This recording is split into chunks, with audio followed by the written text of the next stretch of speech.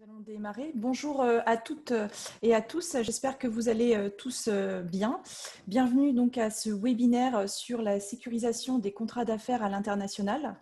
Je suis Cindy Le Guern, conseillère internationale chez Bretagne Commerce International, et je suis aujourd'hui accompagnée de Wilfried Durand, avocat au sein donc du cabinet EY.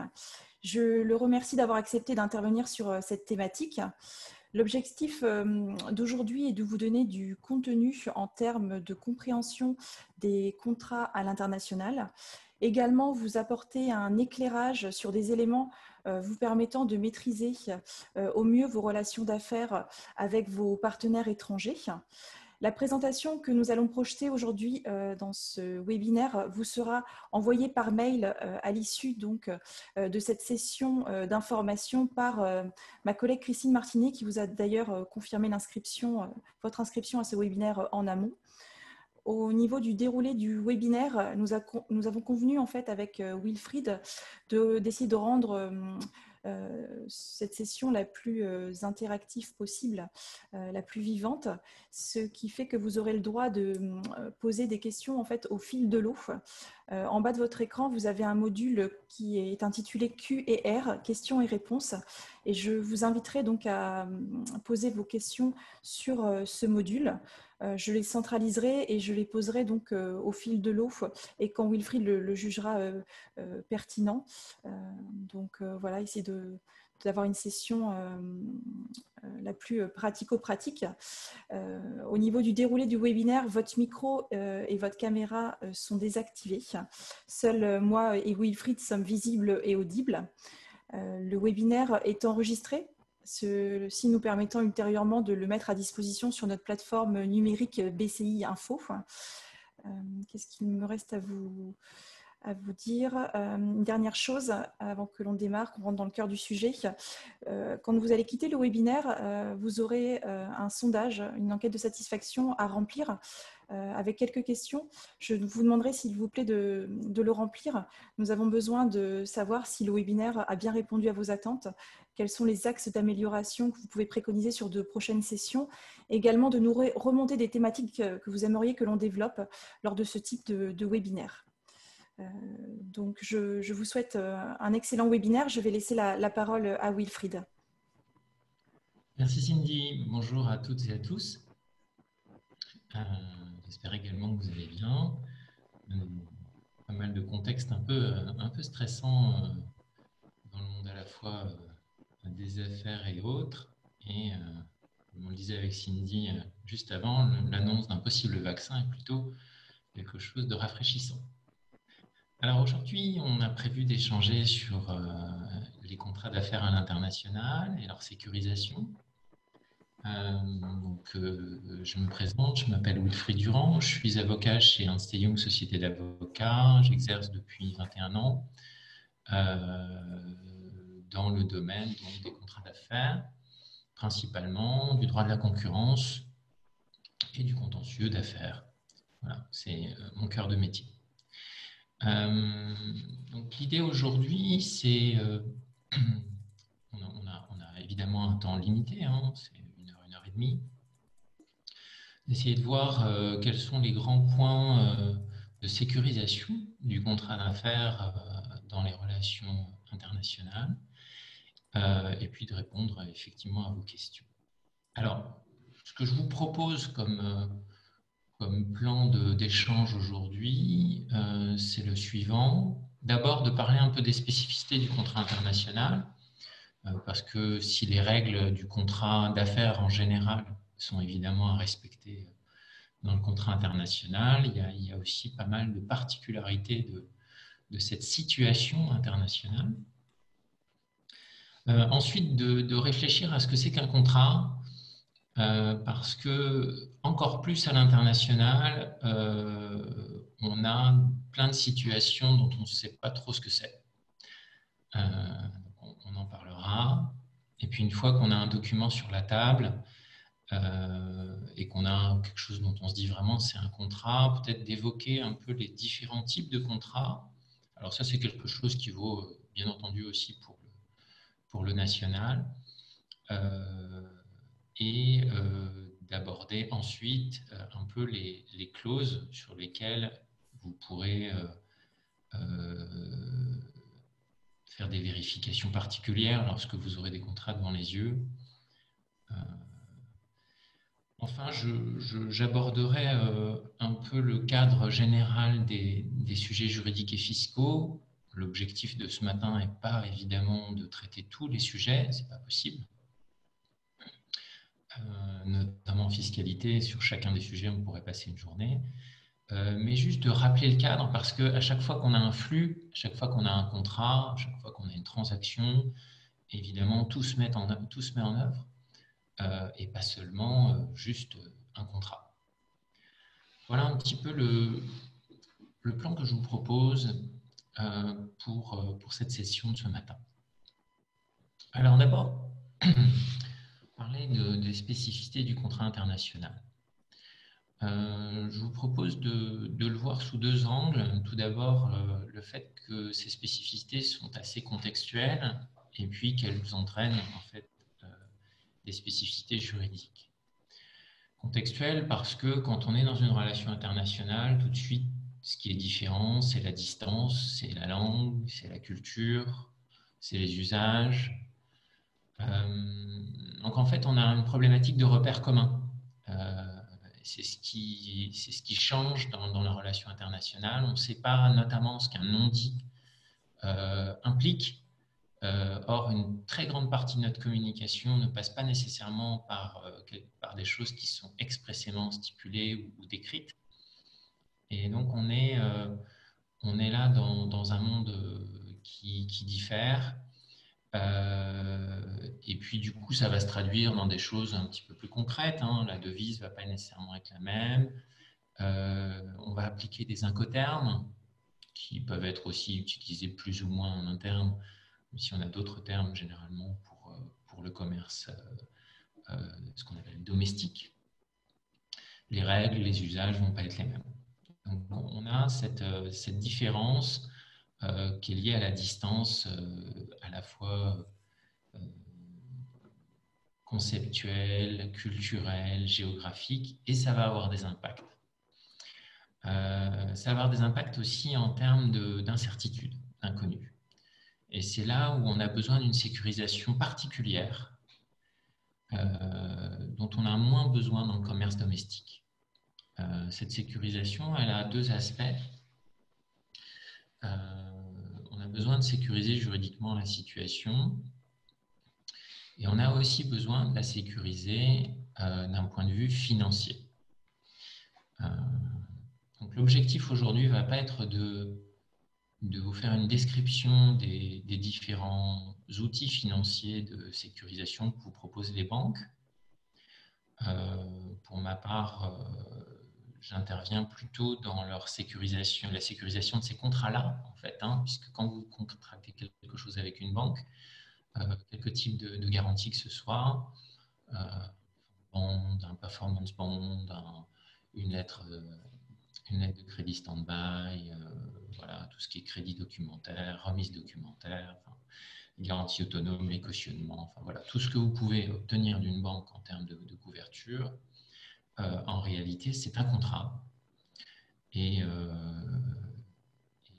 les coûts de tout ça varient. Ça, c'est, j'ai envie de dire, des produits bancaires. Donc, il faut voir avec les banquiers un peu ce qu'ils peuvent vous proposer. Mais de la même chose que le coût, comme le coût, eh bien, le contenu varie aussi. Et ce qui compte, c'est de regarder bien ce qui est stipulé parce que, encore plus que dans d'autres contrats, véritablement, un contrat bancaire et une garantie, c'est un ensemble d'obligations juridiques. Donc, c'est ça qu'il faut bien voir. Qu'est-ce qui va se passer? À quoi la banque sera-t-elle obligée? Voilà. Alors, ces situations un petit peu particulières du commerce international entraînent en réalité des spécificités juridiques. Déjà, de conclure un contrat à l'international, c'est assez différent parce que vous avez en face de vous généralement une entreprise dont vous connaissez beaucoup moins bien qui est son représentant et si son représentant a vraiment le pouvoir de l'engager. Je fais référence par exemple là aussi à des des pratiques culturelles et juridiques très, très différentes. Hein, quand vous avez parfois des intervenants, quand vous négociez avec les États-Unis, on peut vous demander parfois que votre avocat fasse un document détaillé et spécial l'engageant sur le fait que le signataire va pouvoir engager la société, des choses dont on n'a pas du tout l'habitude dans le commerce domestique. Vous êtes en phase d'entité, donc vous ne connaissez pas vraiment pas toujours comment elle fonctionne. On sait ce que c'est qu'une SAS, une SARL, on sait ce que c'est qu'une SNC à la rigueur en France. Après, lorsqu'on a d'autres formes sociales qui sont en face de nous, là encore, on ne sait pas nécessairement qui est engagé, comment, jusqu'à quelle mesure. Et puis, cette entité, là, ça revient plutôt aux dimensions financières. Eh bien, on ne connaît pas toujours sa sécurité financière, mais bon, là, il y a des outils, puis il y a des outils de couverture, l'assurance crédit, des choses comme ça. Voilà, et donc après, toutes les conditions du contrat vont être éventuellement un peu différentes. On va essayer de sécuriser à la fois les choses, les biens et les montants, et les versements surtout. Ce qui va être la principale garantie financière à l'international, c'est qui a l'argent. Qui a l'argent à quel moment. On peut, bien entendu, je ne vais pas être celui qui va dire que la sécurisation juridique, les contrats, tout ça ne compte pas, bien entendu. Maintenant, c'est important de savoir qui a l'argent parce qu'à un moment donné, quand il faut aller le chercher dans un autre pays, c'est quelque chose de compliqué. Voilà, la forme, le contenu, l'opposabilité du contrat, tout ça peut varier. Donc ça, c'est un peu les spécificités juridiques, bien entendu, sur ce qui est contractuel. Je vais aller plus loin dans la suite de ces slides. Il y a autre chose qui est particulier aussi quand on est à l'international, c'est qu'on ne connaît pas les règles du jeu. On ne connaît pas toujours les règles du jeu parce que d'habitude, on est dans des règles qui sont le code civil, le code de commerce, puis le contrat qu'on a conclu. Là, on a des règles qui peuvent être très différentes, qui peuvent être les règles d'un autre État. Et ça va tout changer. Ça n'a pas trop de sens de se demander ce qu'il y a dans un contrat si on ne sait pas s'il peut être exécuté, ni où, ni sous quel système juridique. Donc oui. Ça peut paraître un peu juridique, mais en réalité, c'est absolument fondamental dans les contrats internationaux. Et autre chose qui est important dans le commerce international, c'est de voir qu'il y a des règles qui vont être éventuellement internationales. Je pense par exemple à la Convention de Vienne sur la vente internationale de marchandises. Et puis des règles qui vont s'étendre et des contextes un peu étendus, par exemple sur la corruption. Excuse-moi Wilfried, j'ai une personne qui me dit que ton son résonne beaucoup. Ah. Est-ce que tu pourrais essayer de mettre une oreillette pour voir si le son... Une oreillette. Merci.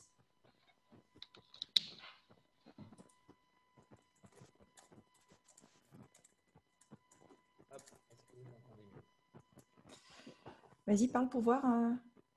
Voilà. Je vais continuer un peu sur l'arbitre et puis comme ça, vous me direz. Ok, moi je t'entends bien, donc je vais reposer la question à la personne si c'est mieux de son côté. N'hésitez pas à mettre des oreillettes et des casques si vous en avez la possibilité pour mieux entendre Wilfried. Merci Wilfried. Vas-y. Alors, en ce qui concerne ensuite, en fait, il y a un jeu, une règle du jeu, et puis il y a un arbitre du jeu. Et là aussi, c'est quelque chose de très particulier, c'est qu'on ne va pas nécessairement aller devant notre juge habituel et que ça va changer beaucoup de référentiels. Ça peut être un juge, d'ailleurs, ça peut être un arbitre, ça peut être un médiateur. Là aussi, c'est assez spécifique et je vous en parlerai plus en détail. C'est bon, Wilfried, le son est parfait d'après la personne qui t'entendait pas bien. Parfait. Il y a deux questions, Wilfried. Alors, tu me diras si c'est trop tôt pour y répondre ou si tu souhaites y répondre plus tard. Quels sont les organismes qui peuvent vérifier et sécuriser la compliance à l'international ? Comment trouver un cabinet d'avocats spécialisé sur les droits et usages de tel ou tel pays ? Alors, pour la compliance internationale, en réalité, il faut savoir ce qu'on veut viser par compliance. C'est un terme très large. Quelque part, le mot équivalent français pourrait être conformité, même si ce n'est pas tout à fait juste. Mais souvent, c'est le terme qui est employé pour traduire. Donc, les programmes de compliance ou les programmes de conformité se déploient sur différents types de sujets, que ce soit en national ou en international. Je vois les groupes qu'on accompagne, généralement, ont 3-4 grands programmes. Alors, il y a un programme de conformité générale, mais en fait, il se décline essentiellement sur le RGPD, donc les données personnelles, la corruption et le droit de la concurrence. J'ai des collègues qui font du RGPD, des collègues qui font de la corruption. Pour la concurrence, c'est moi qui m'en occupe. C'est les 3 grands programmes de conformité à l'international. Alors, on peut en mettre d'autres. Bon, après, vous avez la thématique de blanchiment. Ça dépend si vous la mettez tout à fait avec la corruption, à côté de la corruption ou pas. Vous avez les thématiques plus larges au niveau international de conformité et de respect des règles de l'OIT sur le travail et sur l'exploitation des travailleurs, des enfants, etc. Donc ça fait partie aussi des choses que vous allez retrouver parfois dans les contrats, que ce soit vos co-contractants qui vous l'imposent ou vous qui l'imposez.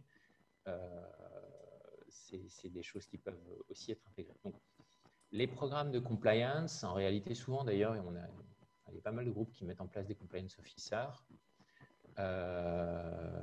pour gérer toutes ces questions-là. C'est bien que le juridique soit très proche, voire que ce soit la direction juridique qui soit en charge, mais ça peut être d'autres. Les programmes eux-mêmes vont se déployer ensuite suivant des modalités assez proches. Tout programme de conformité a une structure assez proche, c'est-à-dire qu'il faut une impulsion de la direction, un message clair, une politique globale posée, souvent via une charte et des principes généraux, puis ensuite une déclinaison, des éléments de vérification de conformité, un état des lieux, et ensuite une amélioration de ce qui est, et puis des éléments de formation, des éléments de suivi ensuite de la mise en place avec tout ce qui sera les outils de mise en œuvre et puis de sanctions s'il y a besoin, puisqu'il faut que ce soit effectif. Donc ça, c'est un peu ce que j'ai en tête sur la compliance. On pourra compléter si besoin. Ensuite, quel est le bon cabinet d'avocats pour avoir les droits et usages dans tel ou tel pays? En réalité, le meilleur cabinet d'avocats pour un pays donné, c'est un cabinet qui est dans ce pays. Parce que il n'est pas sécurisé de considérer qu'un avocat connaisse le droit d'un autre pays que son pays. Pourquoi? Parce que déjà, quand un avocat vous dit qu'il connaît le droit de son pays, il est presque présomptueux, parce que c'est énorme le droit en réalité. Descendre toutes les jurisprudences, connaître toutes les actualités dans un pays donné, c'est déjà énorme. Je peux en témoigner. Et donc, personne n'est à même de faire ça pour d'autres pays que son pays, de façon absolue, de façon véritablement pointue. Donc, nous, je sais que pour ce qui nous concerne, on a toujours un correspondant dans le pays concerné et on interroge dès que ça devient un petit peu technique. Après, si c'est des règles générales, on peut regarder. Mais dès que ça devient un petit peu technique, on propose à nos clients l'intervention d'un avocat, d'un partenaire. Généralement, il fait partie de notre réseau. Pour pouvoir sécuriser, y compris si un contrat, on va en parler, est soumis à une loi étrangère.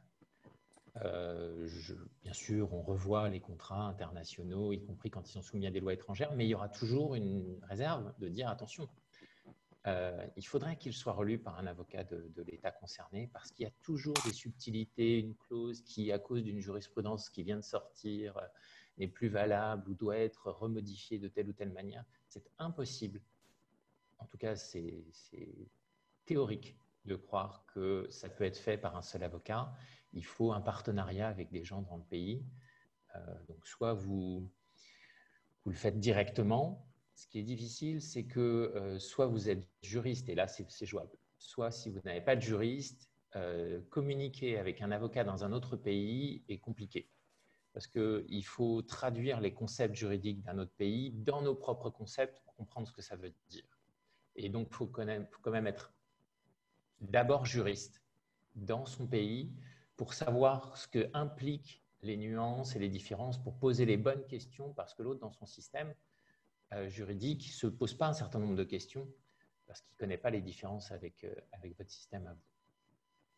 Voilà un petit peu les premiers éléments de réponse, étant précisé que ce n'est pas parce que vous travaillez avec un autre pays que le droit applicable et le juge compétent sont étrangers. Vous pouvez travailler avec un autre pays et le droit applicable sera la France et le juge compétent sera un juge français. C'est tout à fait possible. C'est justement ce qu'on va voir tout à l'heure. Ce n'est pas nécessairement recommandé en revanche. Là, j'anticipe un peu, mais si vous avez un beau jugement français par un juge français, vous dites « Ah, super, je suis sécurisé », sauf que si vous n'avez aucune convention d'exéquatur, je dirai tout à l'heure ce que c'est, mais en gros, si vous n'avez pas la possibilité de faire exécuter votre jugement, vous pouvez l'afficher dans votre salon, mais il ne sert à rien. Donc, tout ça, il faut l'avoir à l'esprit. Concrètement, les contrats et tout ça, ça sert surtout quand ça va un petit peu mal.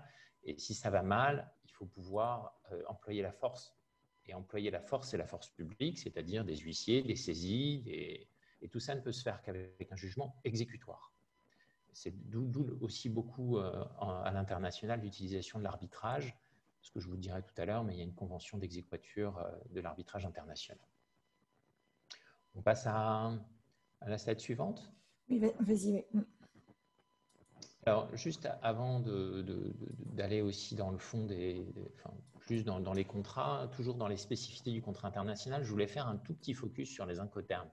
Non pas pour vous faire une matinée sur les incoterms, et juste pour dire ce que ça fait et ce que ça ne fait pas, les incoterms. Parce que souvent, il y a des confusions. On dit, le principal confusion, c'est de dire, le transfert de propriété, il faut regarder l'incoterm. Non. Le transfert de propriété n'est pas précisé par l'incoterm. Et donc, c'est à vous, dans votre contrat, de le déterminer. Et si vous ne le déterminez pas, c'est le droit applicable qui déterminera le moment du transfert de propriété. Et ça, c'est une confusion très, très fréquente. Alors, qu'est-ce que ça régit, les incoterms? Vous les connaissez, hein.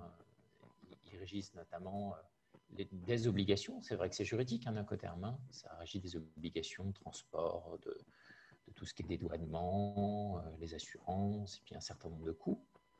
Et puis le transfert des risques. Et les risques, c'est-à-dire si la chose est détruite, à qui la perte incombe. Ça, c'est un risque.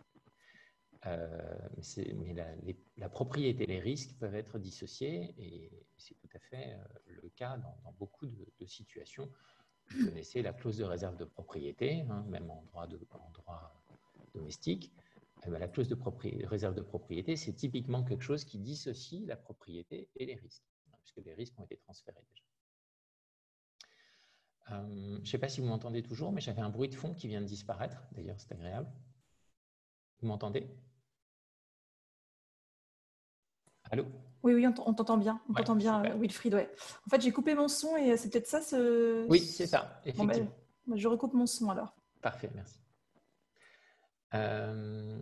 Alors voilà, et puis les incoterms ne régissent pas la qualification des contrats. Enfin, avec un incoterm, vous avez en gros une petite partie des choses qui est visée, mais il ne faut pas trop confondre.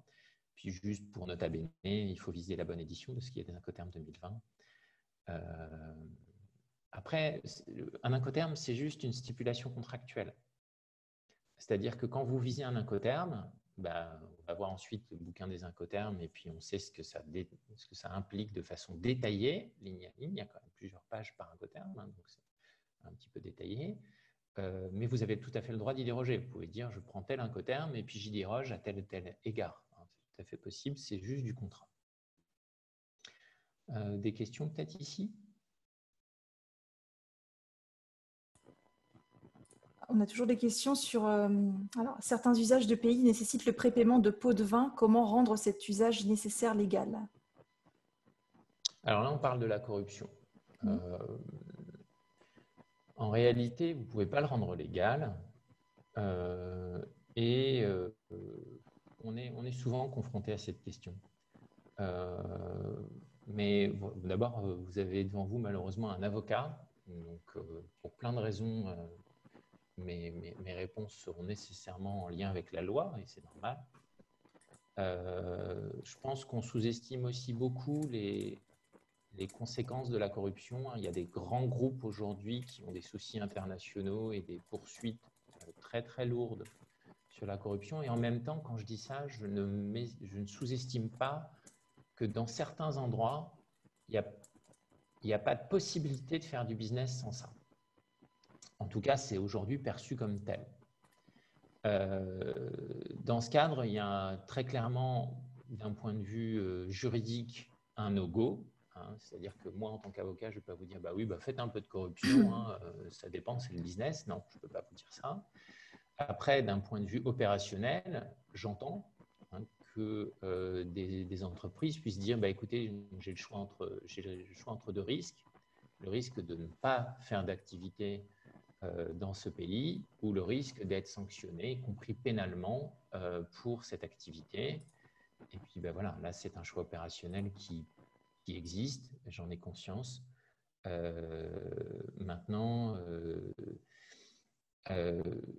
la question, c'est peut-être aussi de voir dans quelle mesure ce qui n'est pas légal, c'est-à-dire de l'argent sous la table, etc., ne pourrait pas se raccrocher à quelque chose qui est plus usuel, hein, je veux dire un contrat de courtage, par exemple. Alors, il faut que ça reste une vraie opération, une vraie prestation. Mais le fait de faire se rencontrer deux personnes, c'est une prestation juridique commerciale standard. Si en revanche, quand vous rencontrez quelqu'un, il y a 17 personnes dans la salle et il faut faire un pot de vin pour les 16 autres, là non, ça ne marche pas, effectivement, c'est juste de la corruption. Mais j'ai constaté à plusieurs reprises, c'est quelque chose qu'on voit bien aussi dans les fausses dates et les faux documents. Beaucoup de gens se disent, bon, ben, on va faire un faux, c'est pratique. En réalité, c'est dommage, parce que c'est un faux, donc c'est du pénal. Ça se détecte maintenant très facilement, les faux. Dès qu'on enquête ou dès que les gens enquêtent, il y a des traces partout. Hein, quand on sait que la vie privée est tracée dans tous les sens, vous comprenez bien qu'un document, il suffit d'aller enquêter dans les boîtes email et tout ça, on découvre très facilement que c'est un faux. Moi, nous, on a vu une fois un de nos clients qui nous présentait un document, on a vu que c'était un faux, donc on lui a dit, et heureusement qu'on l'a détecté, parce que le tribunal l'aurait détecté, c'était une catastrophe. Hein. Et alors qu'en réalité, par exemple, vous avez des outils juridiques légaux, par exemple, la rétroactivité, c'est tout à fait légal. Donc, plutôt qu'antidater, il suffit de rétroagir. Il suffit de prévoir, par exemple, que le contrat prend effet il y a 6 mois, il y a 1 an. C'est tout à fait légal. Donc, parfois, on va s'embarquer dans des choses illégales là où il y a des possibilités d'égalité. Donc, ça, c'est dommage. En revanche, quand c'est purement illégal, bah, ça l'est, je ne peux pas dire autre chose, et c'est plus une approche opérationnelle. Je ne sais pas si j'ai répondu à la question, mais il y a beaucoup d'autres réponses possibles. Alors, il y avait une autre question, c'est toujours la même personne. Beaucoup de pays n'obligent pas à des déclarations administratives et financières. Comment vérifier les données annoncées par les fournisseurs ou les clients? Alors ça, c'est plus du boulot de vos assureurs crédits, de vos banquiers. C'est vrai qu'on peut aussi, nous, on le fait hein, de temps en temps, de demander à nos correspondants sur place. Alors, d'abord là-dessus, vous avez l'aide des organismes comme Bretagne Commerce International ou d'autres hein, qui peuvent peut-être, et là Cindy peut-être, c'est peut-être possible de donner quelques précisions, mais parfois les organismes consulaires, d'autres organismes d'État vont vous offrir un petit peu des relais qui pourront vous donner des indications sur l'entreprise hein, de façon locale. Donc ça, il faut en profiter, hein, profiter de vos organismes consulaires. Et puis, si vous voulez aller plus loin, ce qui arrive de faire, bien sûr, par exemple, quand on a besoin de savoir si une entreprise existe, si la personne que vous avez devant vous et qui veut contracter a le pouvoir de l'engager ou pas. Ça, c'est vraiment des questions qu'on se pose dans un contrat. Hein. Parce qu'autant en France, en domestique, on a la théorie de l'apparence qui joue devant les tribunaux, autant à l'étranger, elle ne joue pas nécessairement. Eh bien, on peut faire quelques investigations. Alors, vous prenez là, du coup, directement attaché avec des cabinets locaux ou un cabinet qui… Nous, voilà, on a des correspondants dans à peu près tous les pays. Donc, du coup, on peut leur demander, voilà, cette société, est-ce que vous pouvez nous envoyer un cabis, quelque chose? Et s'il n'y a pas d'éléments très publiés, eh bien, d'essayer d'avoir des enquêtes locales, enquêtes au sens des informations par des relais, qui soient juridiques, financiers, commerciaux, consulaires ou autres. Après, si c'est un pays où vous avez déjà aucune publicité sur les structures juridiques et leur financement, c'est effectivement déjà un pays où aussi ce qui va être exécution contractuelle sera peut-être aussi plus compliqué, donc c'est à voir. Je regarde le temps. On se parle de plein de choses intéressantes, mais comme je suis juste au début au petit 1 sur 5, il faut peut-être que je passe à autre chose. Pour juste rapidement, Wilfried, pour ce que tu disais là, de se renseigner auprès d'organismes, chez BCI, en effet, on fait ce genre de vérification. J'ai un collègue qui est connecté qui nous fait part que lui, il l'a fait récemment au Sénégal par l'intermédiaire de l'un de nos prestataires. Voilà, c'est aussi, j'ai des clients qui passent aussi par, effectivement, et puis j'échange souvent avec vous et avec les organismes consulaires, et j'avais conscience qu'ils offraient ce genre de prestations, donc c'est la valeur ajoutée aussi de vos organismes, allez-y. Hein. Alors, il y a une autre question, mais je pense que je vais te laisser continuer, Wilfried, parce que je pense que tu vas y répondre. On a une entreprise qui nous pose la question, faut-il distinguer une approche UE et hors UE? Et si oui, quels sont les points principaux à sécuriser juridiquement? Je pense que tu vas justement évoquer les points de vigilance à sécuriser sur un contrat. En UE ou hors UE, et du coup, j'aborde dès maintenant un petit peu une ou deux notions. Le principal, alors déjà, vous avez tout ce qui est fiscal qui change complètement. Hein. Vous avez une liberté de prestation de services, une liberté de circulation des capitaux et des marchandises et normalement des humains au sein de l'UE. Ça joue. Ça joue, y compris parfois pour se demander si telle ou telle chose est légale. J'ai eu des confrères parisiens qui m'ont interrogé récemment en disant « mais là, qu'est-ce que tu en penses? Est-ce que cette situation de localisation dans tel pays peut être illégale ?» On a réfléchi et en fait, les principes de liberté d'établissement et de prestation venaient un petit peu comme des principes directeurs de la réflexion juridique qui allait là-dessus. Ensuite, vous avez des règles d'exécution judiciaire et de détermination du droit applicable qui sont assez pratiques, c'est-à-dire que quand on est en Europe, on sait assez facilement, je vous parlais tout à l'heure des règlements communautaires à cet égard, qui est le juge compétent et en tout cas, il y a des règles, c'est pas toujours facile de les interpréter, on se bagarre ensuite dans leur interprétation. Et puis surtout, vous avez une exéquature qui est plus simple, c'est-à-dire que tout jugement rendu dans l'Union européenne a une priorité d'exécution et que normalement, donc, ce jugement doit être exécuté.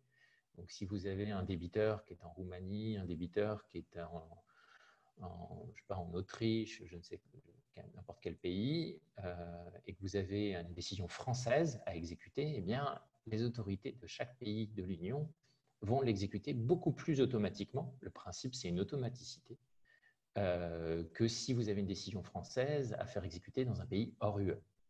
Voilà un peu les grandes différences. Vous maniez une même monnaie, enfin, il y a plein de choses. Puis il y a un fond juridique aussi qui est assez commun. Vous pouvez faire référence à des règlements communautaires, à des directives, notamment en matière de machines, etc. Donc il y a beaucoup de choses qui changent. C'est un petit peu le périmètre étendu de notre nationalité. Hein. Nous, en France, on connaît bien le paysage. En Europe, on connaît aussi assez bien le paysage, même s'il peut être plus varié. Et hors Europe, plein de choses se mettent à changer. Mais il y a plein de facilités à l'intérieur de l'Union. Alors, la deuxième question, plutôt la première question qui se pose quand vous faites du commerce international, c'est de savoir si à un moment donné, il y a un contrat, pas de contrat, qui est engagé à quoi, à quel moment, et est-ce que c'est exécutable, est-ce qu'on pourrait aller devant les tribunaux pour faire exécuter quelque chose. Et là, vous avez encore plus donc, dans le commerce international qu'ailleurs des documents qui circulent. Donc, vous avez les termes un peu devant vous. Hein, vous connaissez ça, les MOU, LOI, NDA, Term Sheet.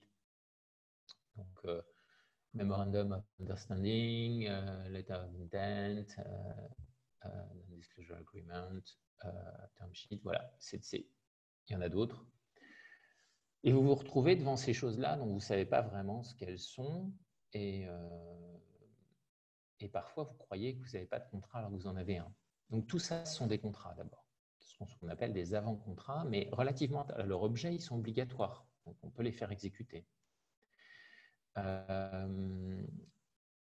Souvent, le risque, il est surtout dans le term sheet. C'est-à-dire que souvent, on nous demande de rédiger un term sheet en disant, bon, bah là, il faut absolument qu'on fasse l'affaire. On rédige un term sheet. Donc, un term sheet, c'est juste une page des points principaux de l'accord entre les parties, avec des bullet points souvent. Et là, on essaye de résister en tant qu'avocat parce qu'on sait que nos clients sont en risque. Parce qu'on se dit non, mais bon, d'accord, et puis bah, on fera le contrat après. Si faire le contrat ne servait à rien, on ne le ferait pas du tout. Et le term sheet suffirait. Si en réalité on fait des contrats de plusieurs pages ensuite et pas juste d'une demi-page, c'est parce que ça sert à sécuriser. Et donc, soyez très vigilants. Un term sheet, c'est un contrat. Une fois que vous avez signé tous les deux un term sheet, c'est exécutoire potentiellement. On peut aller devant les tribunaux avec ça, ou devant les arbitres. Et puis en plus, comme il n'y a rien de prévu, on part complètement dans l'inconnu. Donc, je ne dis pas qu'il ne faut pas les faire, les term sheets, mais échanger des accords et signer des term sheets, il faut bien faire attention à ce qu'on fait et pas se dire, bon, bah, puis après, on fera l'administratif, c'est-à-dire le contrat. Ensuite, quand vous n'êtes pas d'accord sur la suite, qu'est-ce qui se passe? Une autre règle à toujours appliquer en droit, en général, c'est de regarder le contenu et pas le titre. Et c'est vrai aussi à l'international. Les juges, quels qu'ils soient, ne vont pas s'arrêter au titre d'un contrat. Et dans la plupart des régimes juridiques, ils auront l'obligation de lui restituer sa vraie nature. Donc, on se dit, c'est un MOU, il n'y a rien dedans, c'est bon, on signe un NDA, il n'y a rien dedans, on signe. J'ai vu des NDA avec des clauses d'exclusivité dedans. Je suis arrivé après, on me dit non, mais on n'a rien signé sauf un NDA. Vous pouvez me l'envoyer, s'il vous plaît? Et quand je découvre ce qu'il y a dans le NDA, il y a une clause d'exclusivité, il y a un engagement dans le temps, et en fait, la partie de l'autre côté a utilisé le NDA pour contractualiser des éléments fondamentaux du contrat. Et c'est trop tard. Et c'est trop tard. Donc après, on peut continuer à négocier et se battre, mais sur ces sujets-là, ça va être beaucoup plus compliqué. Et est-ce qu'il existe une obligation? Est-ce que c'est exécutable? Est-ce qu'on est coincé juridiquement à cet endroit? C'est oui. Donc voilà, ce que vous allez surtout trouver dans tous ces premiers contrats, à part le term sheet qui est plutôt un résumé contractuel en amont, c'est des clauses de confidentialité, des clauses d'exclusivité et des clauses de non-concurrence. C'est là où vous avez potentiellement des risques. Exclusivité, ça veut dire je vais travailler qu'avec toi pendant un certain temps ou ne négocier qu'avec toi pendant un certain temps. Et la non-concurrence, ça peut être aussi en lien aussi avec la confidentialité. Si j'ouvre mon usine pour que tu viennes visiter un petit peu ce qu'il en est, non seulement tu ne dois pas raconter ce que tu as vu aux autres et divulguer les documents et informations dont tu as eu connaissance. Pour autant, partenaire, je n'ai pas envie que demain matin, étant bien inspiré de mon usine et de tout ce que je t'ai révélé, tu te mettes à faire le business que j'essaie de développer dans ton pays et que tu deviennes en réalité mon concurrent. Donc, c'est aussi des choses qu'on peut sécuriser dans les avant-contrats. Peut-être un petit temps de questions sur les avant-contrats. Oui, une petite question. L'exclusivité en tant que telle est-elle autorisée en Union européenne ou devons-nous parler de protection de territoire? Alors, je vais faire un point là-dessus. Okay. Parce que là, du coup, en plus, mon cœur de métier, c'est le droit de la concurrence. Après les contrats internationaux, là où j'interviens beaucoup, c'est le droit de la concurrence. Donc, je me suis fait violence pour ne pas vous en faire des slides ce matin. Mais il y a juste une ligne dans les considérations générales à la fin, mais je vous en parlerai. Okay. Donc, en gros, et en 2 secondes, mais on ira un peu plus loin tout à l'heure, on peut toujours parler d'exclusivité, mais effectivement, lorsqu'on met des exclusivités, il y a des questions de concurrence qui vont avec, notamment dans les contrats de distribution. Alors, encore plus si c'est entre concurrents, en disant toi, tu as l'exclusivité de tel territoire et moi de celui-là, là, c'est une entente. Mais même dans les contrats de distribution ou les contrats de fourniture, les exclusivités peuvent poser question, elles sont réglementées. Et donc, on pourra effectivement en parler, mais en soi, ce n'est pas interdit de parler d'exclusivité. J'ai une autre question en lien avec ton slide. Est-ce que des engagements par de simples échanges de mails peuvent être considérés comme contrats, par exemple en s'engageant sur une exclusivité? Slide suivant. Parfait, on continue Slide alors. suivant, les contrats sous une autre forme. Parce que là encore, le pas de contrat, c'est tous les trucs qu'on a avant, et puis c'est tous les trucs qu'on a pendant. Et puis, il n'y a jamais rien de signé, ou si, mais un document dont on ne sait pas. Puis j'avais vu dans les questions préparatoires un petit peu aussi à cette réunion, quelqu'un qui s'interrogeait sur un devis qui avait été signé. Est-ce que c'était un contrat? Oui, c'est un contrat. Un contrat n'est pas soumis à un formalisme. Dans la plupart des pays, ce n'est pas soumis à formalisme. Ça varie un petit peu. Vous avez moins de chances de faire exécuter un contrat en Russie s'il n'a pas été signé que… Maintenant, prenons quand même la considération générale, parce qu'on ne peut pas faire tous les pays, que les contrats dans le commerce, là on est entre commerçants, les contrats sont libres dans leur formalisation. Et qu'un contrat en droit, c'est un échange de consentement. Et on le prouve par tout moyen, y compris s'il n'y a rien eu d'échangé, mais qu'on voit à un moment donné quelqu'un qui livre et quelqu'un qui paye. Il y a eu contrat. Il y a nécessairement un contrat. La question, c'est comment on le régit. Donc, un contrat existe toujours dès qu'il y a une transaction. C'est obligatoire. Moins vous le rédigez, plus c'est le droit supplétif qui s'applique. Le droit supplétif, c'est le droit qui est applicable. Si vous ne rédigez rien, il y a des obligations et des droits des uns et des autres quand même, bien sûr.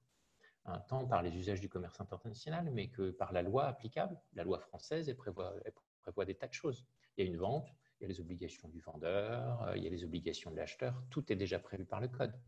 Simplement, ça ne vous arrange peut-être pas et vous ne connaissez peut-être pas la règle. Donc, un devis, des CGV, une commande, un email, un échange d'email, tout ça sont des contrats. Un petit point sur les attestations. J'ai vu là aussi parfois des documents qui partaient, qui sont souvent demandés par les distributeurs, par vos représentants ou intermédiaires dans le pays concerné. Ils disent non, mais on fera le contrat, hein, bien sûr. Est-ce que juste pour des raisons administratives, pour qu'on avance, hein, si vous voulez que j'avance dans votre business, est-ce que vous pouvez, s'il vous plaît, signer ce document? C'est interne, c'est par rapport au gouvernement ou c'est par rapport aux clients pour que je leur montre que voilà. Et là, je vois des documents qui sont signés et qui sont en réalité extrêmement puissants dans la défense des droits ensuite du distributeur ou de l'agent, du courtier ou de l'importateur. Quand vous prenez un importateur, par exemple, nous, on a eu un cas dans plusieurs pays, mais je me rappelle particulièrement d'un cas en Turquie où on avait un importateur de produits. Il se trouve qu'en Turquie, l'importateur de produits, par exemple alimentaires ou proches, est déclaré au niveau du ministère de l'Agriculture. Vous ne le changez pas si lui, il ne veut pas être changé. C'est-à-dire qu'une fois que vous l'avez autorisé à être enregistré au niveau étatique comme étant votre importateur, si demain vous voulez changer d'importateur ou en avoir un autre, vous ne pouvez pas sans son accord, sauf si vous avez prévu ce cas dans le contrat. Parce que si dans le contrat, vous avez une clause qui dit qu'il s'en va et qu'il vous laisse et que lui-même, éventuellement, fera une lettre s'il y a besoin, c'est bon. Si vous n'avez rien prévu, vous lui donnez de l'argent. C'est comme ça que ça se résout à chaque fois. On donne de l'argent pour être libéré. On donne de l'argent pour pouvoir continuer à faire du business. Ou alors, on abandonne le business dans le pays concerné. Ça, je l'ai vu aussi, notamment au Moyen-Orient, dans plusieurs cas. Vous avez des droits qui protègent éventuellement les acteurs économiques locaux et il suffit parfois de presque rien. Une fois que vous aurez signé un document, souvent avec des exclusivités, justement, non, c'est juste une attestation, c'est juste un formulaire. Oui, mais c'est trop tard. Enfin, c'est trop tard. C'est beaucoup plus compliqué après. Donc, attention à tout ce qui est signé, y compris les petits documents qui n'ont l'air de rien. Après, il y a une question qui vient souvent aussi. Donc, vous avez des questions de conflit, conditions générales de vente, conditions générales d'achat, alors qui existent aussi en droit français. C'est des questions qu'on a bien entendues en droit français. Mais à l'international, ça se résout de façon un petit peu différente parfois, pas toujours. Généralement, la règle est celle de ce qu'on appelle du knockout, c'est-à-dire que les clauses s'annulent les unes les autres quand elles sont contradictoires. Mais vous avez des pays, il me semble que l'Italie fonctionne comme ça et le Royaume-Uni aussi, par exemple. Vous avez certains pays qui fonctionnent au last shot, c'est-à-dire que le dernier qui a envoyé ses conditions a gagné. Bon, après, tout ça est à nuancer parce qu'on on va devant les tribunaux, on explique les choses. Mais voilà, il faut avoir tout ça en tête. Quand vous envoyez vos CGV, vous recevez des CGA, vous activez ensuite les devis qui font référence à un document. Ça aussi, c'est très puissant en réalité. Personne n'y fait attention. Hein, c'est des choses où il faut être vigilant. Voilà un petit peu sur toutes ces thématiques contractuelles. Est-ce que ça existe le contrat? Je ne sais pas s'il y avait des questions à cet endroit-là. Non, pas de questions, tu peux continuer. Très bien. Alors après, les différents types de contrats et de co-contractants. Bon, là, on est sur des choses qui sont vraies aussi en terrain domestique. Vous avez des contrats de multiples, hein, approvisionnement, fabrication. Là, je vous ai donné des noms qui sont... D'ailleurs, ça dépend parfois du point de vue où on se place. Hein. Vente, distribution, prestation de services, voilà, les contrats financiers, les joint ventures, etc. Là, je rappelle d'abord, avant d'aller plus loin, que ce n'est pas la qualification adoptée par les parties qui va jouer de façon définitive. Nous, on a eu, par exemple, dans un contrat, on devait faire atterrir via un Antonov 127, je ne sais pas si vous connaissez un petit peu ces choses-là, de la marchandise en Indonésie. Et il y a eu du coup des annulations liées à pas mal de circonstances du vol, sauf que le vol, c'était 450 000 euros. Et du coup, enfin non, c'était des dollars. Oui, c'était des dollars. Et on a discuté beaucoup de la qualification du contrat pour savoir les obligations. La qualification, normalement, elle nous donne les obligations. Mais en fait, dans la vraie vie, c'est les obligations aussi qui donnent la qualification. Donc, on avait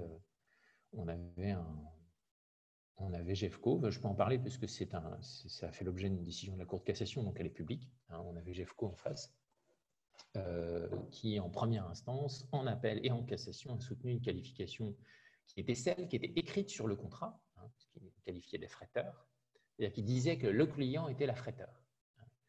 Et on a fait requalifier le contrat en instance, en appel et en cassation. Et on l'a fait requalifier pour avoir gain de cause. Donc, ne vous fiez pas seulement à la qualification d'un contrat. Les obligations qui vont résulter du contrat tiennent beaucoup à sa véritable nature juridique et les juges ne seront pas bloqués. Et ensuite s'applique le droit impératif ou le droit supplétif, c'est-à-dire toutes les règles que vous ne connaissez pas nécessairement parce qu'elles ne sont pas toujours écrites dans le contrat. Puis quand c'est du droit impératif, de toute façon, ça dépasse le contrat. Et ça dépend en réalité de la nature du contrat. Donc soyez toujours très attentifs à quelle est la nature du contrat indépendamment de ce qui est écrit dessus. Parce que tout le régime juridique va en dépendre. Après, on n'a pas le temps parce qu'on a déjà pris pas mal de temps, donc je ne vais pas détailler un peu toutes les différences entre distribution exclusive, sélective, etc. Je n'ai pas mis agent là, mais bien sûr, quel co-contractant et quel type de client. Vous avez parfois, et notamment dans la distribution, hein, le client final, le distributeur, l'agent, le commissionnaire, le courtier. Donc, il y a tout ça qui gravite dans les intermédiaires. Qu'est-ce que vous avez devant vous? Alors, en droit domestique, souvent, en plus, on a un régime juridique qui est assez bien défini là-dessus. Vous savez que l'agent commercial, et là, je vais passer un petit peu à une slide suivante qui fait un petit focus sur la distribution. Je ne vais pas avoir le temps de la descendre parce que je préfère privilégier la réponse à vos questions, mais vous l'aurez. Hein, vous savez bien que le risque avec un contrat d'agent majeur, c'est la sortie du contrat, hein, puisque tant en France, mais aussi au niveau du droit communautaire, il y a un ordre public communautaire là-dessus. Hein. Dans tous les pays de l'Union, il y a une protection de l'agent en fin de contrat, de l'agent commercial. Donc, quel que soit le pays avec lequel vous travaillez en Europe, il y aura une protection de l'agent en fin de contrat. Il aura le droit normalement à une indemnité qui est d'ordre public, de par la directive. C'est ce qu'a dit la Cour de justice de l'Union.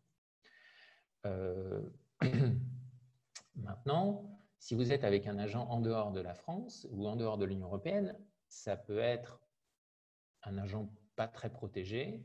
Aux États-Unis, ils ne sont pas super protégés. Et ça peut être un agent ultra protégé. On avait été, c'était aux Émirats, c'était où? C'était à Bahreïn, enfin, dans un des pays des Émirats, où on avait eu un conflit d'agents. L'agent était ultra protégé par le pays et il a fallu verser une somme considérable en fin de contrat. Et là, voilà, c'est des choses qu'il faut savoir avant de contracter. Il faut connaître un peu le statut de l'agent. Et là aussi, on est en train de parler de nuances, enfin, plutôt de qualifications juridiques qui sont plutôt domestiques, c'est-à-dire un agent, c'est différent d'un courtier, d'un commissionnaire, d'un distributeur. Okay. Mais ces nuances-là ne sont pas absolues, notamment à l'étranger. Et vous pouvez avoir des distributeurs qui sont protégés, parfois. En Allemagne, par exemple, le distributeur en franchise a une protection. En Belgique, là j'ai un contentieux actuellement, je devais normalement aller plaider jeudi à Nivelles sur un conflit international de distribution où on plaide l'application du droit belge de protection des distributeurs exclusifs belges qui ont une loi de protection.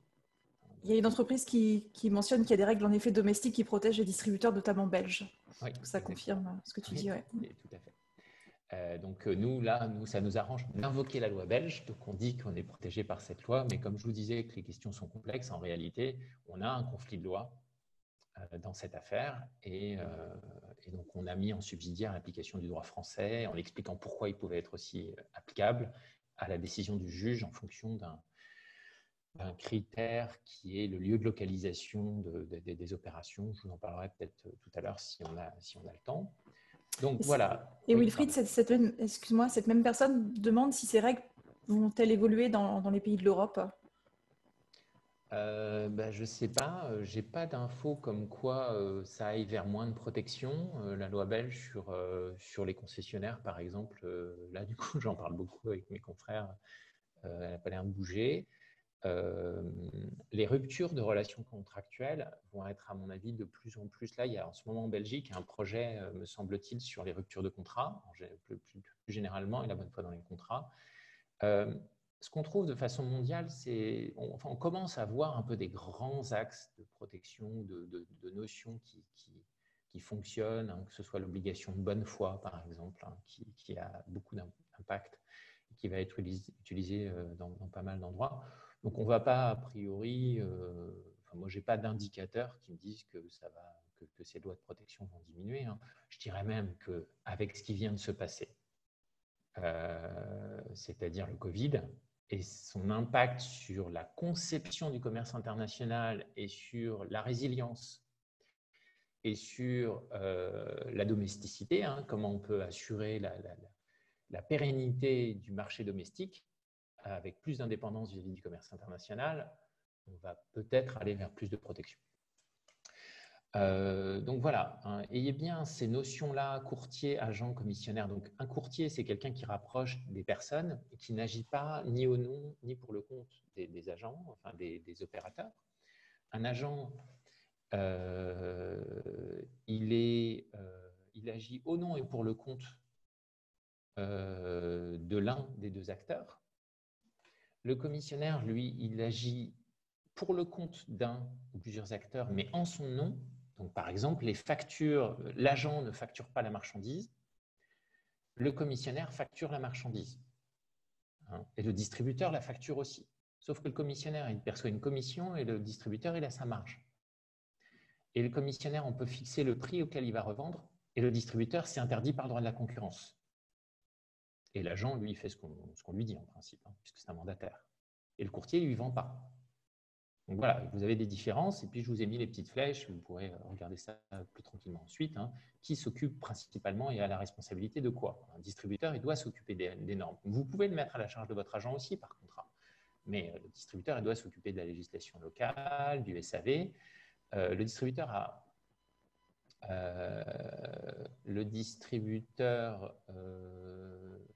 alors, la maîtrise du prix final par vous, hein, et la maîtrise de la clientèle par vous est plus forte avec un agent.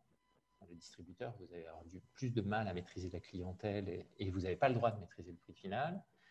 Vous avez des thématiques d'exclusivité qui sont comparables dans les deux, d'objectifs que vous pouvez mettre en place dans les deux.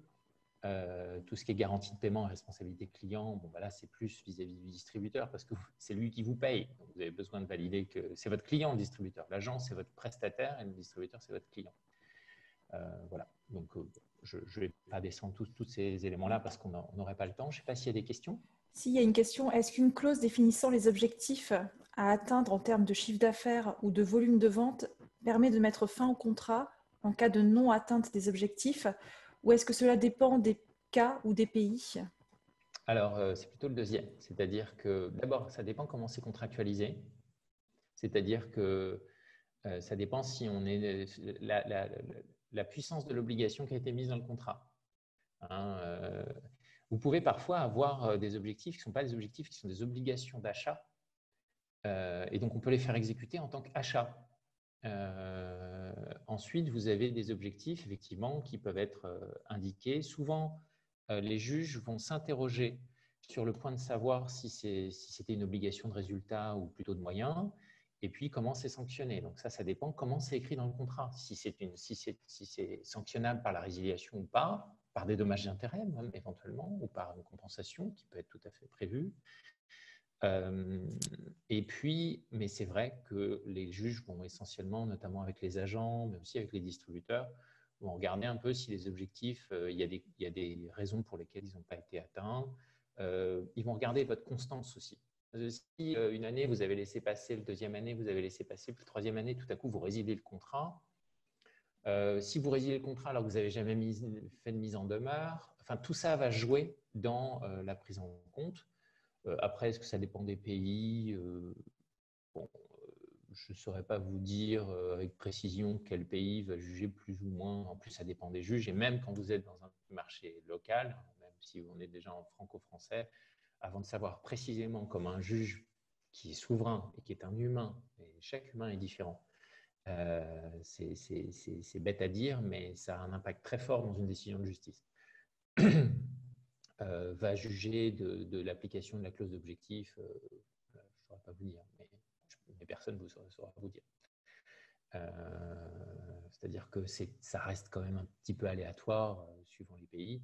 Après, les uns ou les autres, on peut avoir des expériences d'une certaine rigidité ou une certaine rigueur d'application des clauses d'objectif suivant tel ou tel pays. Moi, je n'ai pas de cas précis en tête pour vous donner une règle à cet égard. Est-ce qu'on passe à la suite? Ouais, il y a d'autres questions, mais c'est vrai qu'il est déjà 10h30. Donc du coup, je voudrais Mais pas. on est bien, je pense, en timing. Hein. Ouais, Après, on n'aura pas une demi-heure de questions, hein, pour être tout à fait honnête, ouais. parce qu'on passe à peu près la moitié du temps à répondre à des questions, ce qui est très très bien. Et merci beaucoup pour vos questions. Donc là, on a une question en cours. Est-ce que tu veux continuer puis on la pose après ou qu'est-ce que tu préfères? Non, mais vas-y. Alors, les objectifs définis dans le contrat doivent-ils être liés à un seuil minimum, exemple 75%, pour rendre le contrat caduc? C'est la même question d'une certaine façon que la précédente. C'est-à-dire que vous pouvez tout à fait fixer un objectif précis. Il peut être quantitatif ou proportionnel. Enfin, il peut être en valeur absolue ou proportionnelle. Hein, là, si c'est 75%, il faut bien déterminer la base. Hein. Attention, dès qu'il y a des pourcentages, attention à votre base, à votre assiette.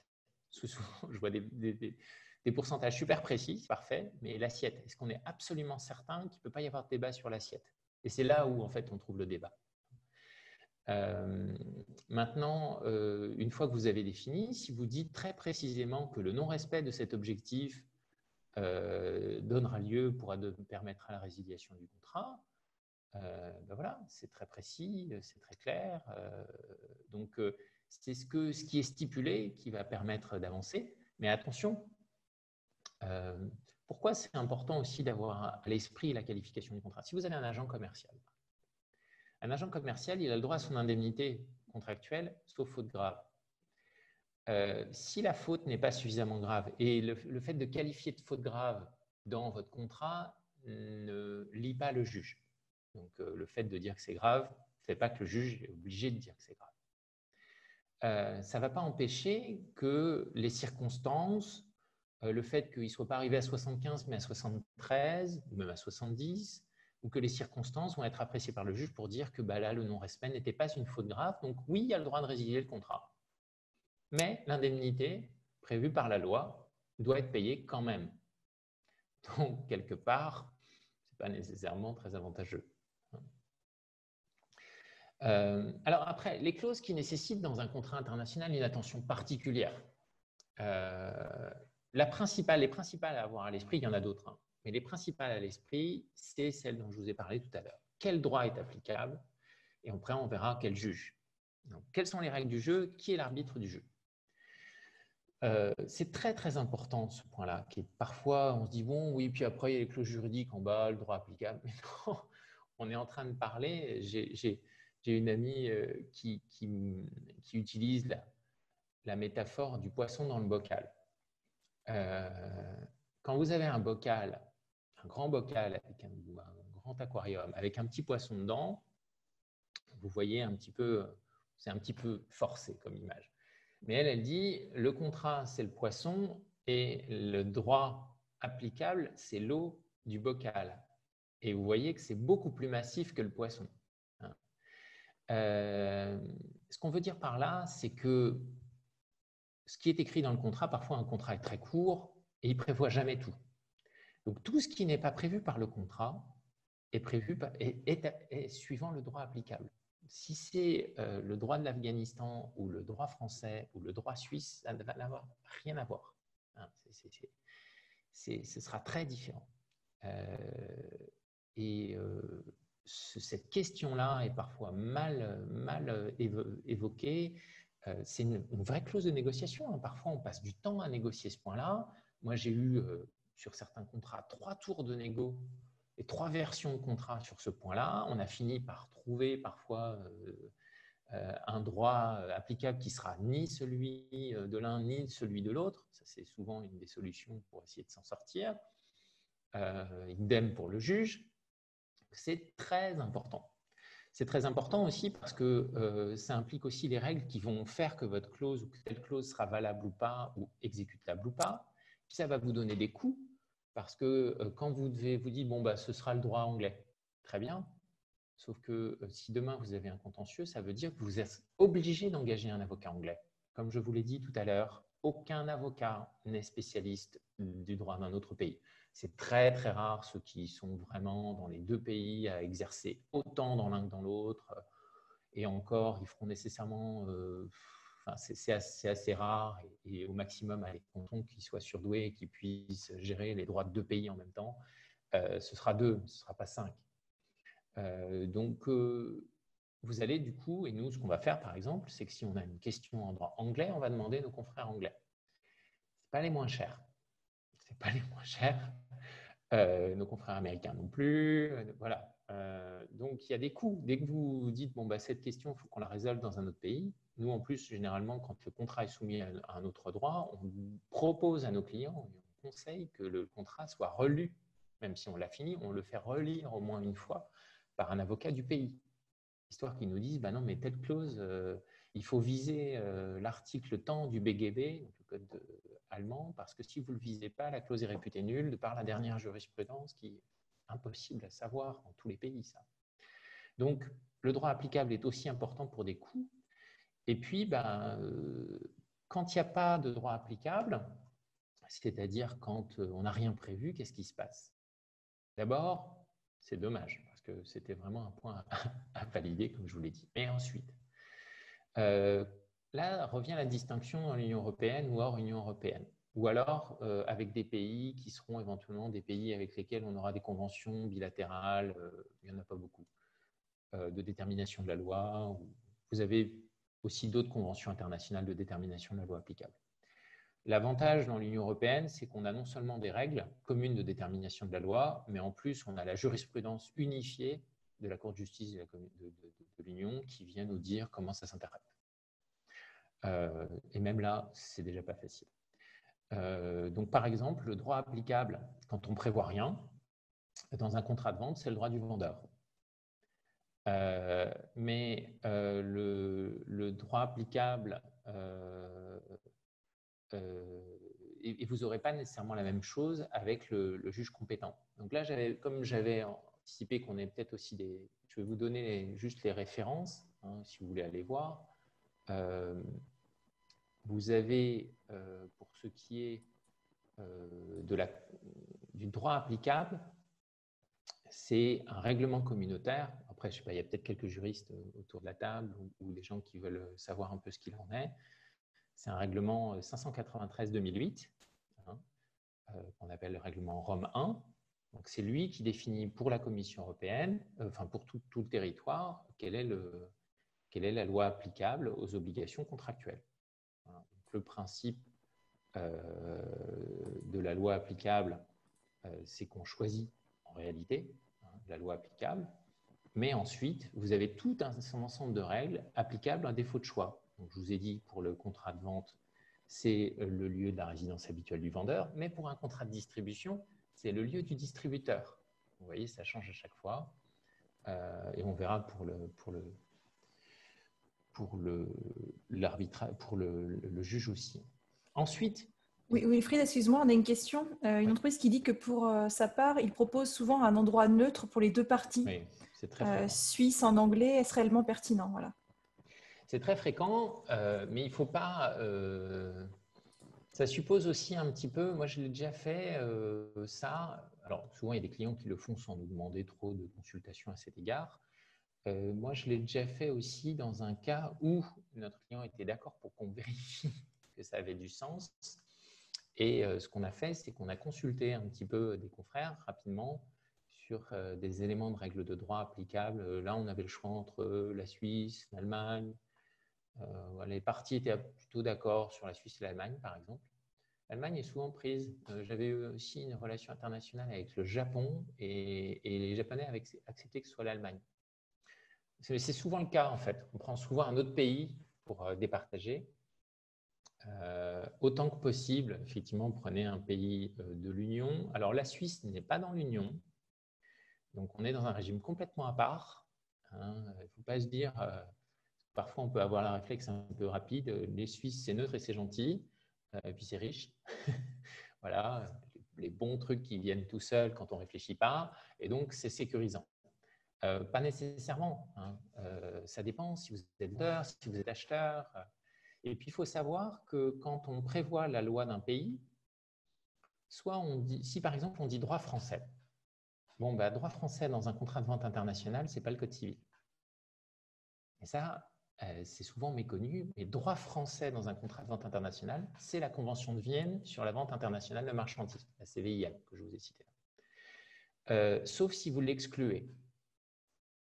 Et donc, le fait de dire droit anglais, le fait de dire droit italien, en réalité, dans une vente internationale, c'est la CVIM qui s'applique. Ce n'est pas le droit national interne, sauf si on dit droit interne à l'exclusion de la CVIM. Donc ça, c'est déjà un point à connaître. Après, la Convention de Vienne, est-ce qu'il faut l'adopter ou pas? Eh bien, ça dépend.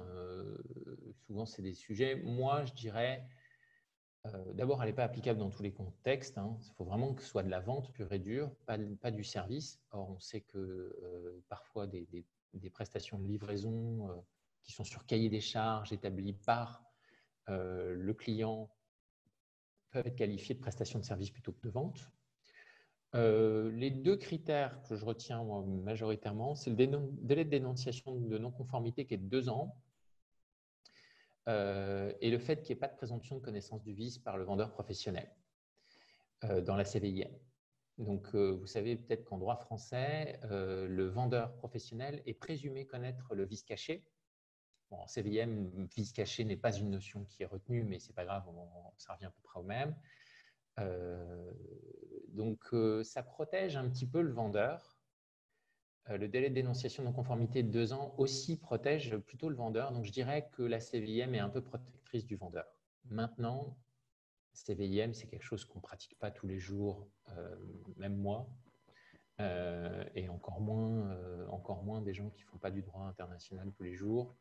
Donc, parfois, il est peut-être préférable d'exclure la CVIM aussi pour des raisons de maîtrise du droit. Dernière chose, la notion d'ordre public. C'est important de savoir que quand on prend un droit ou quand on est devant un juge, des règles vont parfois s'appliquer alors qu'on n'a pas prévu. Par exemple, je vous parlais tout à l'heure de l'agent commercial.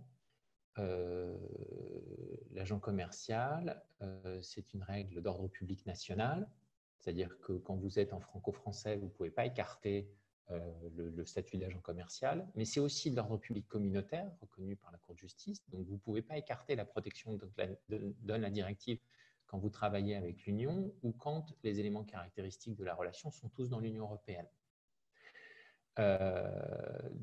Et puis ça va être vrai aussi à chaque fois que vous aurez une localisation de la situation complètement dans un pays, les règles d'ordre public de ce pays vont s'appliquer.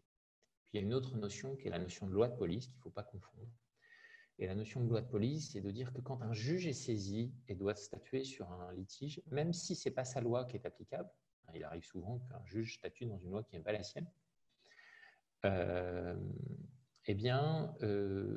il va éventuellement appliquer des lois qui sont considérées comme étant protectrices de considérations essentielles pour son État. Et ça va très vite parfois dans certains pays, notamment, je pense au Moyen-Orient, on a eu plusieurs fois des sujets comme cela. Je regarde l'heure, il nous reste un quart d'heure. Il y a 2 questions. Alors, la Commission des Nations Unies pour le droit du commerce international peut-elle être justifiée? Pardon, je n'ai pas compris la question. C'est la CNUDCI, la Commission des Nations Unies pour le droit du commerce international peut-elle être justifiée? Oui, mais là, vous faites… Alors, je ne sais pas exactement à quoi il fait référence. Une commission en tant que telle, c'est une commission, d'accord. Après, il y a les conventions, et puis il y a aussi l'unidroit, c'est-à-dire le fait, il y a eu pas mal de recours ou d'efforts d'unification du droit international, et on fait parfois référence aux principes unidroits qui ont été effectivement établis de façon internationale, sous égide d'instances internationales. Et oui, ça peut être une bonne idée, très bien, d'aller chercher ces principes-là comme étant des lois ou des règles auxquelles les parties se réfèrent. Et ces règles vont pouvoir avoir une acceptabilité plus forte. Simplement, là aussi, je tempérerai un petit peu, on ne connaît pas la jurisprudence applicable à ces textes, donc ça revient en fait à des clauses contractuelles. C'est bien des clauses, alors on ne les connaît pas. On peut toujours trouver dans un pays ou dans un autre peut-être une jurisprudence isolée, mais ce n'est pas le gros de la jurisprudence. Donc ça peut être un bon indicateur de se fier aux principes unidroits ou à des principes internationaux. Il y a eu plusieurs rédacteurs ou commissions internationales de rédaction de principes internationaux comme ça. Ça peut être une solution qui permet de temporiser, notamment quand il y a des conflits sur la rédaction des choses. Attention, ça reste assez contractuel, ce ne sont pas des droits étatiques. Et donc, bon, là, du coup, il n'y a pas d'ordre public à l'intérieur de ça. C'est en fait du contrat. C'est comme si vous incorporiez des clauses. C'est comme les incoterms. Les incoterms, ce n'est pas étatique, ce n'est pas d'ordre public. On fait référence à un corpus de règles et on l'incorpore dans le contrat comme si on avait rédigé les clauses en réalité. Mais soyez aussi attention à être très très précis sur ce qui est visé parce qu'il y a plusieurs corps de règles et donc d'être très très précis sur ce qui est visé. Éventuellement, vous pouvez en prendre un bout, pas tout prendre. Voilà, c'est tout à fait possible. Et puis on avait juste une remarque pertinente qui confirme un peu ce que tu as pu dire. Le droit applicable relève de la négociation et de la relation de pouvoir et de volonté entre les parties. Souvent, les grandes entreprises imposent le droit applicable de leur siège social. Cela également pour limiter les frais de suivi de dossier lors d'actions au tribunal. Oui, alors attention à la nuance entre loi applicable et tribunal compétent. Ça, c'est une confusion que je vois énormément. Donc, effectivement, hein, c'est très vrai. Hein, les entreprises qui ont l'habitude des enjeux du commerce international, notamment les groupes, les grandes entreprises, savent très bien que c'est très, très important, ces sujets-là. Et parfois, on essaie de négocier ces clauses et c'est impossible. Parfois, c'est impossible. Parce que les enjeux sont trop forts. Après, attention à ne pas confondre la loi applicable et le tribunal compétent. Moi, je vois parfois des contrats où j'arrive a posteriori, où je vois loi Intel. Très bien, mais quel tribunal? Où je vois tribunal Intel. Très bien, mais quelle loi? Ce n'est pas la même chose. Et quand vous dites loi française, ça ne veut pas dire juge français. Et quand vous dites tribunal belge, ça ne veut pas dire loi belge. Il faut préciser les deux. Et quand l'un des deux n'est pas précisé, on repart sur les conventions internationales, s'il y en a, ou alors c'est le juge compétent qui va appliquer son droit international, ce qu'on appelle son droit international privé. C'est-à-dire s'il dit, il va le faire de toute façon, il va appliquer son droit international privé, c'est-à-dire que le juge, il va dire, bon, j'ai ce litige entre des entreprises de différents pays, je suis compétent, imaginons qu'il n'y ait pas de débat sur la compétence, qu'il y ait eu une clause de compétence attribuée à tel ou tel juge, et voilà, c'est moi le juge, très bien. Je suis juge belge, parfait. C'est une société allemande et une société italienne. Ils ont voulu trouver au fil de la négociation, voilà. Bon, qu'est-ce que je fais? Même si c'est une société française d'ailleurs qui est acheteur ou vendeur, ou une société belge, quelle loi vais-je appliquer? Eh bien, il va falloir que je déroule mon droit international privé. Donc, je vais aller voir s'il y a des conventions internationales qui sont applicables. S'il n'y en a pas, là, en l'occurrence, il y en a une, c'est en Europe. Donc, c'est le règlement dont je vous ai parlé tout à l'heure, sur la loi applicable. Mais sinon, je vais me poser plein de questions et puis il va y avoir des débats sans fin sur la loi applicable parce que de la loi applicable va dépendre une fois sur deux la solution. Et de toute façon, on a besoin de savoir quelle est la loi applicable. On ne peut pas travailler un litige sans ça. Donc, attention à cette distinction. Toujours bien préciser les deux. Alors, justement, la clause de résolution, litige, tribunal ou arbitrage, bien savoir donc, quel est le juge compétent quand rien n'est prévu. Alors, sur ça, je vous donne aussi les références. En Europe, c'est le règlement 44/2001, règlement 44/2001 sur la compétence judiciaire et l'exécution des décisions civiles et commerciales. En Europe, en fait, la règle, quand on n'a rien prévu, c'est que c'est le lieu d'exécution de la prestation. Donc, par exemple, pour une vente, normalement, c'est le domicile du défendeur. Okay.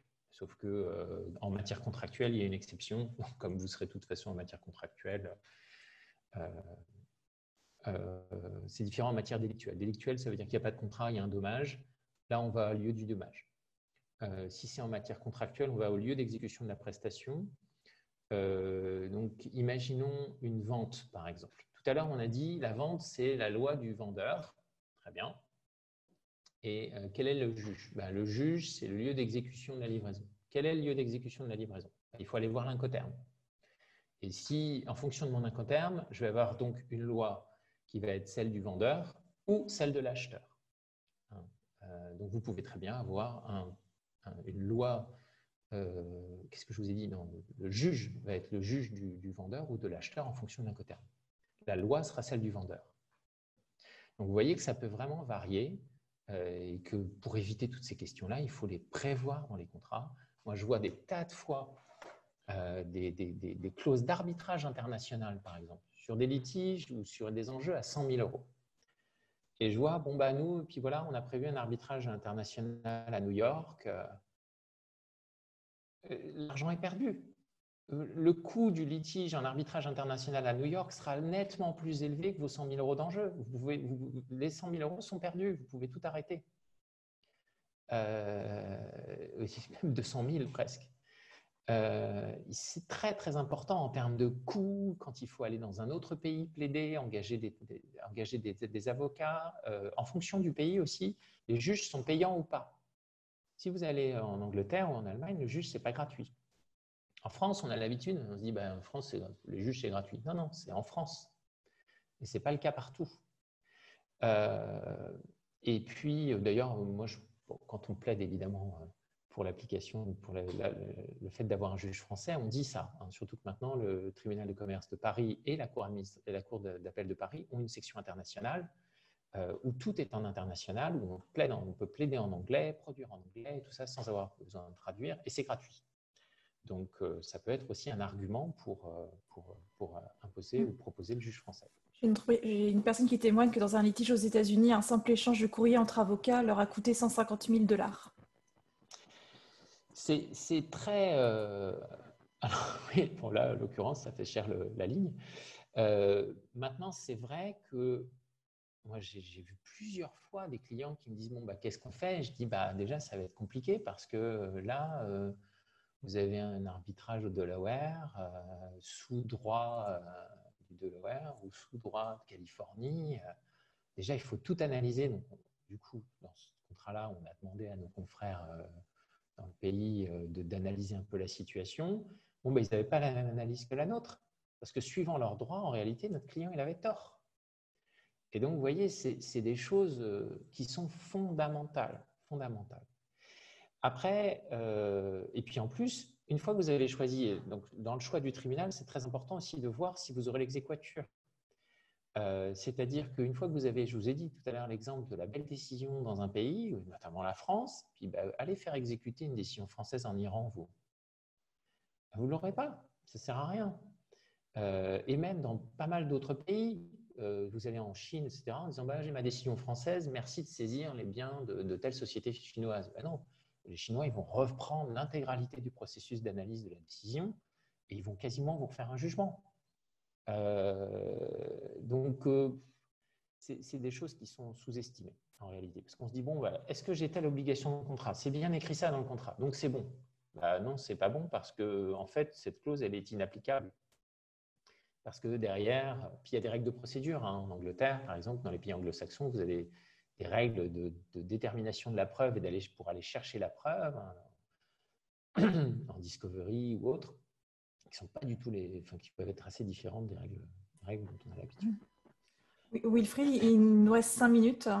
Ouais, j'essaye de boucler. Merci. Merci en tout cas beaucoup pour vos multiples questions. Hein. C'est sympa, c'est vivant, j'espère, pour vous. Dernière chose là-dessus, l'arbitrage international. Je vais essayer de… Puis j'irai rapidement sur les autres règles, mais les autres règles, je n'ai pas prévu de vous les détailler. C'est des règles qui ne sont pas des règles directement contractuelles. Mais j'avais un petit slide sur les autres clauses après. Alors d'abord, l'arbitrage international peut être intéressant, mais attention, ça coûte cher. L'avantage, c'est que vous avez une convention de New York donc vous tapez sur Google Convention de New York arbitrage international, vous aurez la liste des signataires et presque tous les pays sont signataires. Ça veut dire que quand vous avez un arbitrage international, vous pouvez le faire exécuter dans un autre pays. Ça, c'est avantageux. Je vois par exemple, nous, on a fait des arbitrages internationaux avec l'Afrique du Sud, avec la Corée du Sud. Voilà, c'est un point important. Mais après, voilà, c'est aussi des coûts, l'arbitrage international. Il faut voir vraiment les points. Rapidement aussi, les clauses qui nécessitent une attention particulière. Alors là, on ne va pas parler pendant des heures de tout ça, ça nécessiterait des journées de discussion, mais j'ai envie de dire, vous avez cette slide pour bien aller voir les clauses importantes. Le paiement du prix, ça vous le savez, quel moment le prix est payé, contre quel document, avec quel mécanisme, quelle garantie. La charge des règles locales, notamment en contrat de distribution. Mon produit doit être conforme, je suis fournisseur. Très bien. Sauf que d'abord, il faut que je fasse attention à l'évolution des règles locales et peut-être avoir la possibilité de revoir le prix si les règles locales changent, parce que ça peut jouer sur le coût de mon produit. Et puis, qui va connaître les règles locales et en assurer le suivi au quotidien? Généralement, il vaut mieux que ce soit la personne du pays. Alors, c'est vraiment important dans les contrats de distribution, mais même avec un agent, vous pouvez éventuellement négocier ça. Voir les thématiques d'exclusivité territoriale, parce que ça, c'est des points fondamentaux en droit international. Et puis, les garanties contractuelles, quand elles commencent, quand elles repartent. Vous avez, par exemple, en Allemagne, une garantie contractuelle, si elle est interrompue, elle repart à 0. Alors que nous, on va dire, non, il y avait une garantie de 2 ans, maintenant, il te reste 6 mois. Parce que ça fait 1 an et demi, mais non, en Allemagne, ça repart pour 2 ans. Donc, tout ça, c'est des choses à avoir à l'esprit. Et les clauses liées à la responsabilité, bien sûr, voilà, les clauses liées à la responsabilité, ça c'est vrai dans tous les contrats, mais c'est encore plus vrai à l'international. Et vous avez des clauses un peu spécifiques parfois à l'international. Ce n'est pas obligatoire, hein. Les clauses d'imprévision, ce que vous allez appeler des material adverse change, des clauses de hardship, etc. Donc, c'est des clauses sur lesquelles il faut être très attentif à la lecture. Bon, alors, en l'occurrence, on ne va pas dire, il n'y a pas de règle particulière, hein. Toujours, quand vous alimentez la clause de force majeure ou d'imprévision, c'est souvent au bénéfice de celui qui doit la prestation caractéristique. Donc, si vous êtes le fournisseur, il vaut mieux alimenter ces clauses. Si vous êtes le client, il vaut mieux que ces clauses ne soient pas trop alimentées, hein, puisque du coup, ça augmente le nombre de cas où votre prestataire ou votre fournisseur ne va pas faire son job. Et puis, bien penser aux clauses d'assurance qui sont associées pour les responsabilités. Ça veut dire que vous vous assurez que vous avez une clause d'assurance. Alors, la clause en tant que telle ne sert à rien si vous n'avez pas immédiatement une attestation qui est jointe au contrat pour savoir qu'il est effectivement assuré à une hauteur suffisante. On avait prévu d'évoquer le Covid, mais ça ne va pas être possible. Mais en gros, c'est important de prendre en compte la thématique Covid un petit peu dans toutes ces négociations. Si vous savez que vous pouvez être impacté, eh bien, prévoyez dans vos clauses des éléments. Et sachez que pour ce qui est de la force majeure, le Covid n'a pas été toujours qualifié de force majeure. Il y a des arrêts qui vont dans tous les sens là-dessus.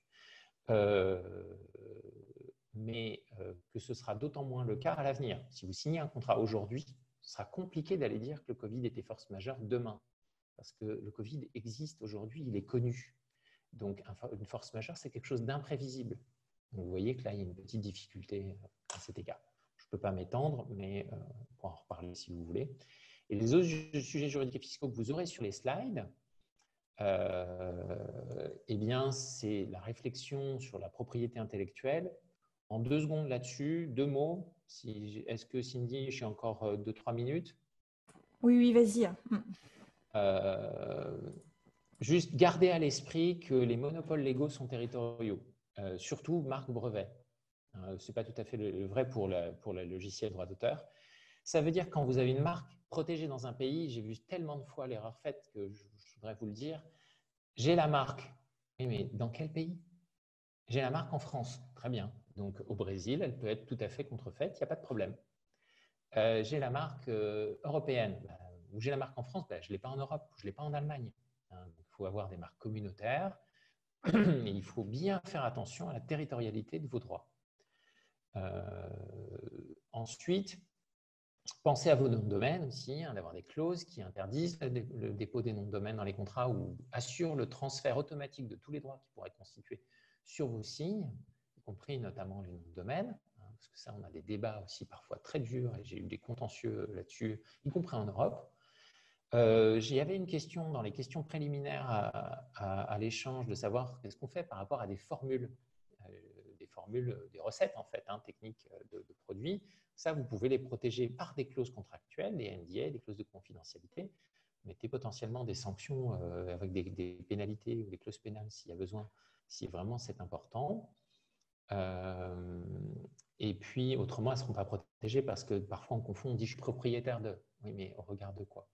Seules les marques, les brevets, parfois certains autres droits, les dessins, les certificats d'obtention végétale, enfin, bon, il y a quelques autres points, mais souvent, en fait, il n'y a pas, on se dit je suis propriétaire, par exemple, d'une lignée animale, ou voilà, mais non, en fait, vous êtes propriétaire d'un point de vue intellectuel peut-être, mais pas légalement. Donc, il faut des contrats pour le sécuriser. Il y en a qui sécurisent très, très bien les contrats là-dessus, dans les chaînes de contrats aussi. Et tout ça va pouvoir être exploité par des cessions, des licences, enfin, des tas de contrats, mais attention à l'opposabilité aux tiers. C'est-à-dire quand vous avez des droits, il faut pouvoir les opposer et parfois il faut publier dans certains registres, l'INPI par exemple en France ou ailleurs, pour pouvoir l'opposer. Autre sujet juridique et fiscaux que vous connaîtrez, alors, du coup je n'aurai pas le temps de vous parler de droit de la concurrence, j'aurais adoré, mais on pourra en reparler une autre fois.